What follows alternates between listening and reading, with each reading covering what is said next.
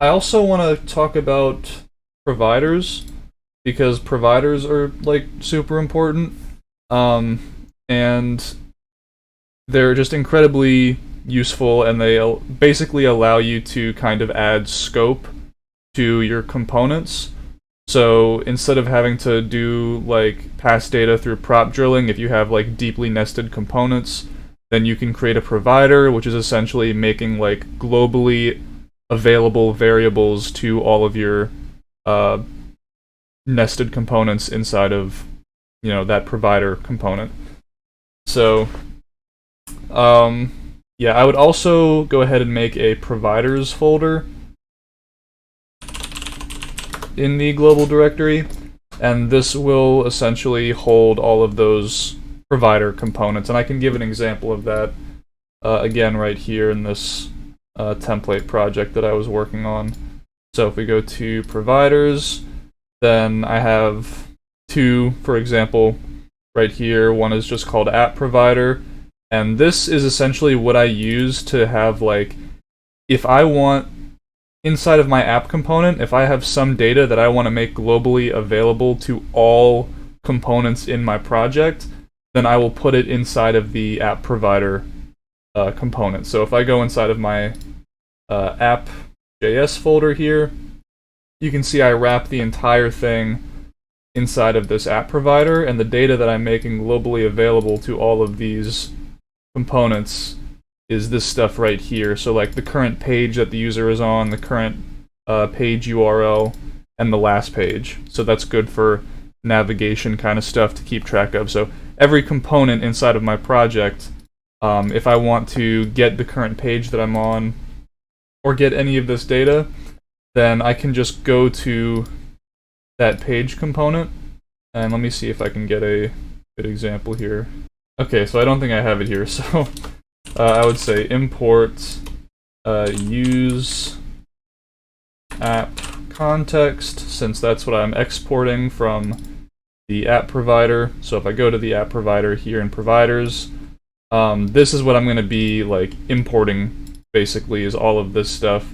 And so from the components that are going to use the app provider, we're going to use the exported use app context here. So the app provider component, this is for like, this is actually like the physical component that you're wrapping everything in, and then inside of your subcomponents, you will import this provider file and then use the use whatever context function that you're exporting. So inside of here, I would just take use app context, and I could say like, go ahead and filter out current page from use app context, and now I have information about the current page that I'm on, no matter where I am in my project. So providers are super important.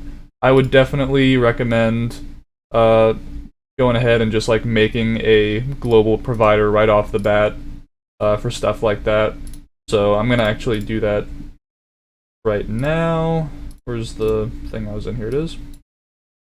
So going here, and this is kind of like boilerplate stuff, so this is pretty much going to be the same like every single time that you make a provider file. Like if I go to my button group provider, you can see like it's still pretty much the same thing, just changing the names of variables and stuff like that.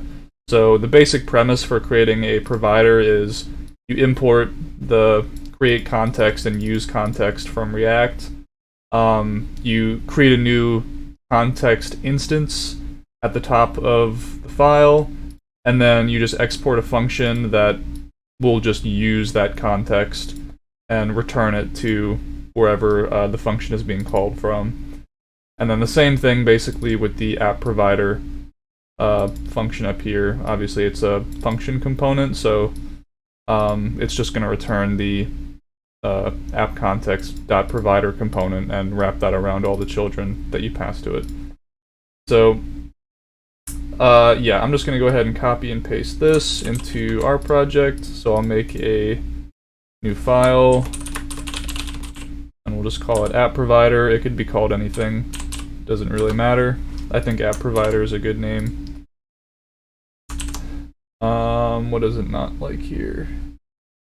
Oh yeah, another thing to note real quick is that since we're using TypeScript, you might see a lot of these red lines everywhere, just because it might be expecting a type definition. I wouldn't worry about it, so if you see red lines anywhere, and it doesn't, like, it's not giving you an error message, then I wouldn't worry about it. It's probably a TypeScript thing, and we can always debug that later, but it won't cause any issues during runtime. So, yeah, this should be up and running and all good. So then we could go inside of our, where's our app? Go inside of Pages, App, and then just import app provider. And then we can just wrap all of our rendered content inside of that app provider. And then obviously we're going to pass some value to it, which we'll just define later. I'll get into like creating like what kind of data we should have globally available to components a bit later. Usually it shouldn't be that much. Like in my template example, I'm only making data about the page globally available. So you don't really need to have that much stuff, because then it'll start getting cluttered.